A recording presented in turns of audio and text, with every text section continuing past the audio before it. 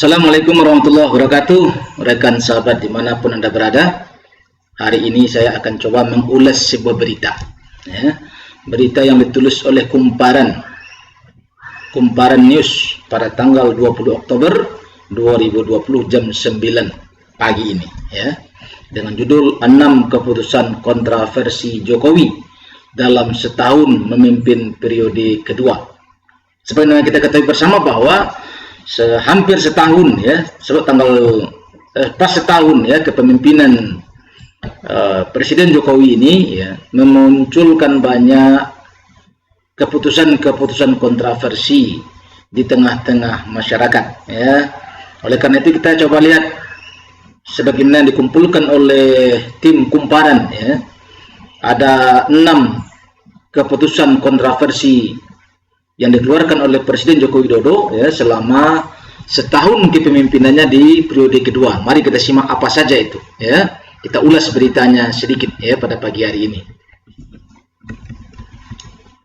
Ini foto ketika Presiden memimpin rapat kabinet terbatas di Istana Bogor, tanggal 27 Desember 2019. Foto antara.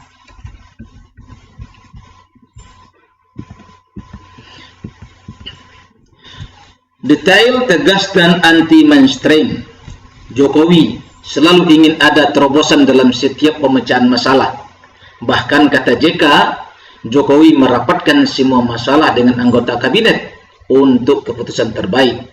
Tapi bagaimanapun baiknya, tak ada keputusan yang bisa memuaskan semua orang. Jadi kata JK, setiap keputusan yang diambil oleh Presiden ini selalu dirapatkan di rapat kabinet. Tapi memang setiap keputusan pasti tak akan menyenangkan semua orang. Apapun yang diputuskan oleh seorang manusia atas dasar keinginan dia, pasti tak akan memuaskan semua orang. Yang pasti akan memuaskan dirinya dan koleganya, itu pasti. Dalam setahun kepemimpinan di periode kedua yang jatuh pada Selasa 20 Oktober hari ini, jadi hari ini pas setahun Jokowi menjadi presiden periode kedua, Jokowi melahirkan beberapa keputusan kontroversi.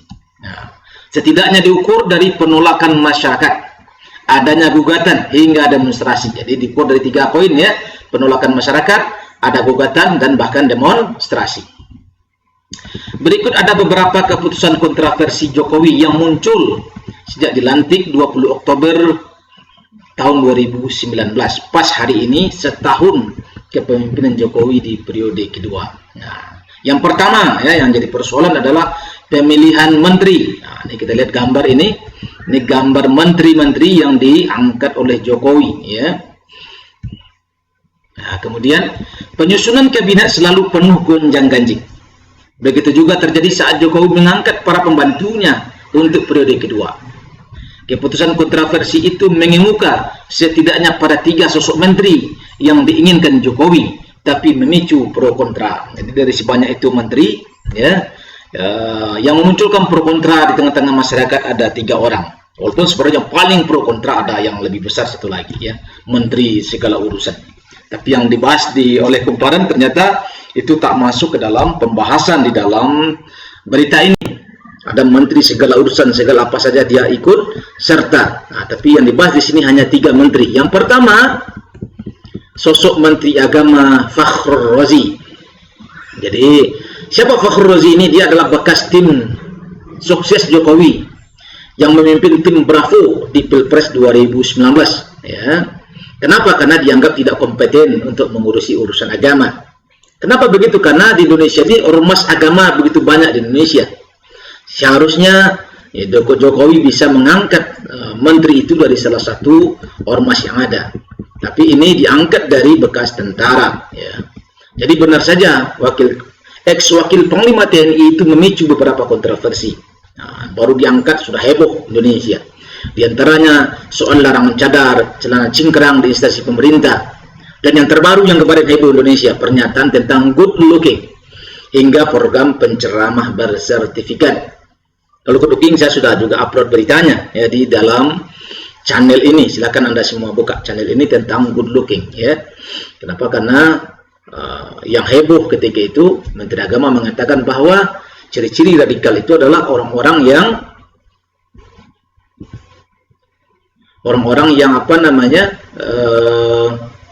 wajahnya ganteng, hafiz Quran, ya, rajin ke surau, kayak begitulah. Ya, akan heboh di seluruh Indonesia. Yang kedua, menteri apa lagi yang bikin heboh di masyarakat? Nadiem Makarim. Nah, ini menteri dari Komandan Gojek, ya. Kenapa? Karena dinilai punya rekam jejak maupun kompetensi untuk menggaungi kebijakan negara soal pendidikan, karena dianggap tidak cakap. Selama ini Menteri Pendidikan di setiap kabinet selalu berasal dari kelang kampus. Ini sekolahnya dari mana, wallahualam, ya, tapi diangkat menjadi Menteri Pendidikan. Jadi menteri termuda di kabinet itu menyuarakan Merdeka Belajar yang memicu polemik soal pembukaan program studi baru, sistem akreditasi perguruan tinggi, dan fasilitas perguruan tinggi yang statusnya masih PTN Badan Lain Umum dan Satker untuk mencapai PTN berbadan hukum, termasuk soal hak belajar 3 semester di luar program studi mahasiswa. Ini di beliau nih, ya, Menteri Pendidikan, ya. Kemudian Nadiem Makarim juga menghapus, ya, ujian nasional mulai dari tingkat SD sampai hingga SMA ini gara-gara COVID-19. Anda tahu selanjutnya bagaimana, ya. Sebagai ganti syarat penentu kelulusan siswa dalam masa darurat penyebaran COVID-19, yaitu dengan menggelar ujian sekolah secara online. Apabila sekolah tak siap mengadakan ujian jarak jauh, alternatif yang ditawarkan pemerintah yakni dengan mempertimbangkan portofolio nilai rapor dan prestasi siswa yang diperoleh sebelumnya. Jadi kalau tidak bisa ujian, ya lihat sajalah rapornya selama ini. Kalau bagus ya lulus, kalau tidak ya tidak. Kontroversi lainnya adalah rencana penyederhanaan kurikulum, yang salah satu draftnya adalah menghapus mata pelajaran sejarah. Soal ini masih dibahas. Ini kalau sejarah dihapus nih kacau. Kenapa? Kalau sejarah dihapus kita tak tahu masa lalu, maka kemungkinan kita akan masuk lubang 2 kali akan terjadi. Karena mereka berkeinginan sangat kita tidak tahu sejarah, ya. Kenapa? Karena ketika kita tahu sejarah, maka situasi negeri ini akan berubah. Maka kaum muslimin akan menuntut yang lebih daripada yang terjadi selama ini. Yang ketiga, Terawan sebagai Menteri Kesehatan. Kepala RSPAD Gatot Subroto ini menjadi sosok kontroversi setelah menerapkan metode cuci otak dengan menggunakan digital subtraction angiography untuk pengobatan stroke, ya. Kenapa? Karena metode ini sebenarnya hanya untuk mendeteksi penyakit, tapi oleh Dr. Terawan itu digunakan untuk mengobati. Tapi alhamdulillah banyak orang yang sembuh. Nah, karena banyak yang sembuh memunculkan kontroversi di tengah-tengah para dokter. Kenapa? Karena mungkin banyak dokter yang lain tidak laku, ya mungkin, ya.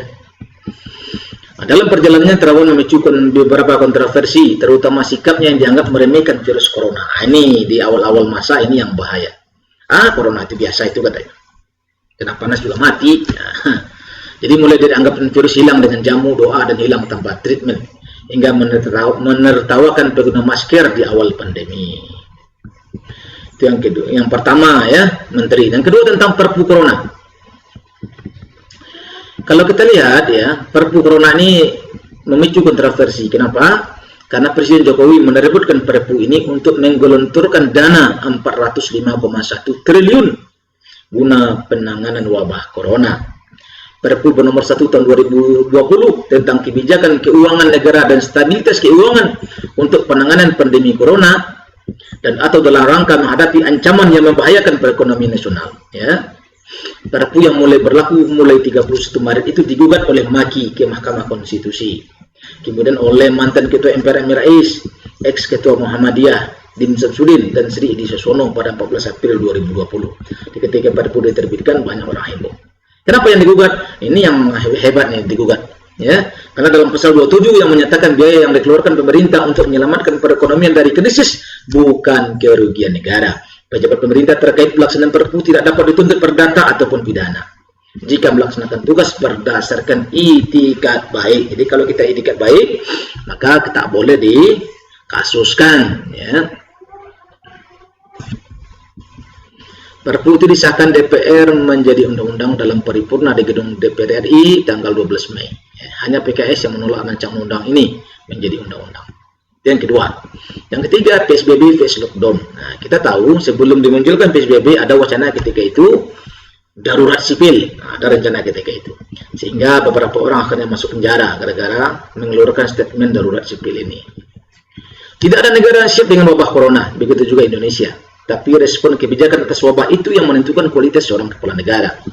Jokowi dan para jajaran Kabinet Indonesia Maju sempat menganggap remeh corona yang pertama kali muncul pada tanggal 2 Maret menginfeksi 2 warga Depok. Setelah kasusnya jadi puluhan, mulailah strategi dimatangkan. Akhirnya pada bulan April 2020 ditetapkanlah namanya PSBB, pembatasan sosial berskala besar. Ya. Kebijakan itu berubah dari rencana awal menetapkan karantina wilayah alias lockdown. PSBB lalu diterapkan pertama kali di Jakarta 10 April 2020 sebagai klaster pertama corona di Indonesia. Nah, padahal sebelumnya Gubernur Anies Baswedan menyurati Presiden agar Jakarta menerapkan karantina wilayah saja alias lockdown. Tapi Jakarta Presiden menolak hal yang demikian dan menerbitkan tentang PSBB, ya, pembatasan sosial berskala besar. Kemudian yang keberapa nih, ya, pilkada serentak di 270 daerah. Jadi ini keempat, ya. Keputusan kontroversi Jokowi di tengah wabah corona adalah melanjutkan pilkada serentak di 270 daerah tahun ini, ya, yang akan dilaksanakan pada tanggal 9 Desember 2020. Karena sebagian orang menyayangkan pilkada ini. Kenapa? Karena bisa ini menimbulkan salah satu klaster baru dalam penyebaran COVID-19. Jadi Presiden Joko Widodo menegaskan penyelenggaraan pilkada tidak bisa menunggu pandemi berakhir, karena tidak satu negara tahu kapan pandemi COVID-19 akan berakhir. Jadi padahal corona turut menginfeksi 60 kandidat pilkada, puluhan penyelenggara pemilu, termasuk 3 komisioner KPU RI. Pilkada juga memicu 243 pelanggaran protokol corona saat masa pendaftaran. Jadi dengan lonjakan kasus 4.000 lebih per hari, pilkada yang pencoblosannya digelar serentak 1 hari 9 Desember di 270 daerah menjadi ancaman serius bagi masyarakat.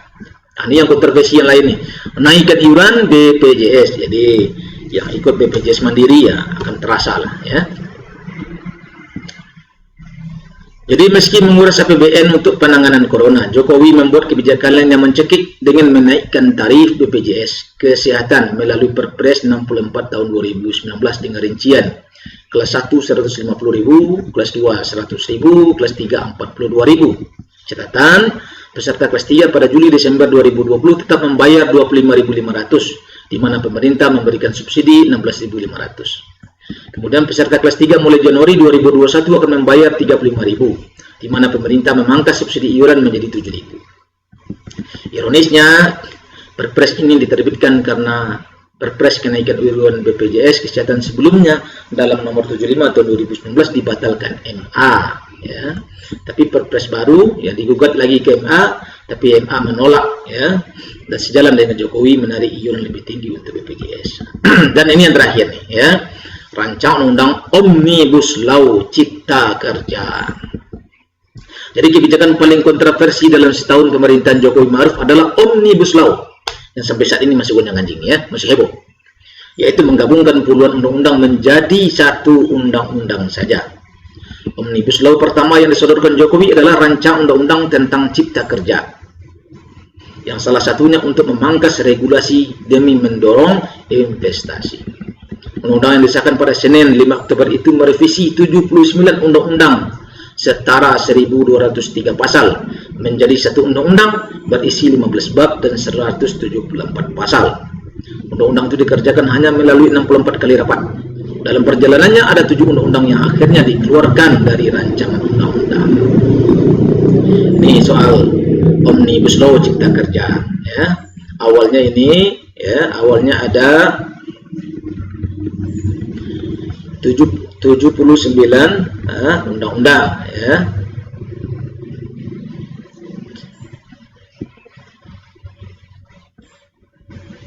Jadi 79 undang-undang, 1.239 pasal. Nah, sekarang menjadi satu undang-undang hanya 174 pasal. Jadi isinya penyederhanaan perizinan, pensyaratan investasi, ketenaga kerjaan, kemudahan pemberdayaan dan perlindungan UMKM, kemudahan berusaha, dukungan riset inovasi, ya. Nah, kemudian administrasi pemerintahan, penghinaan sanksi, pengadaan lahan, investasi dan proyek pemerintah dan kawasan ekonomi. Itu isinya, ya. Bukan saja kontroversi dalam substansi, tapi juga dalam prosedur. Operasi Jokowi dan parpol pendukungnya di Senayan membuat undang-undang itu disahkan nyaris senyap karena memajukan jadwal paripurna dari Kamis 8 Oktober menjadi Senin 5 Oktober. Pengesahan itu tidak ada dalam agenda DPR hari itu. Jadi undang-undang itu memicu kerusuhan di berbagai daerah karena aksi dari kalangan buruh mahasiswa termasuk pelajar yang turun ke jalan Jakarta saja. Kerugian akibat demo itu mencapai 55 miliar hanya untuk 20 halte yang dirusak. Belum termasuk bioskop yang dibakar dan fasilitas umum lainnya rusak. Ini salah satu bentuknya ya, yang hancur sebagai akibat dari diterapkannya disahkannya rancangan undang-undang Omnibus Law Cipta Kerja. Jadi rekan sahabat semua, itu beberapa keputusan-keputusan kontroversi Jokowi selama 1 tahun periode kedua. Kita tak tahu 4 tahun lagi, ini masih ada waktu 4 tahun. Apakah masih ada kontroversi baru? Wallahu a'lam. Ya. Nah, di kita sebagai kaum muslimin bagaimana mensikapi hal yang demikian? Tak ada cara lain bagi kita kecuali hanya kita kembali kepada Islam saja.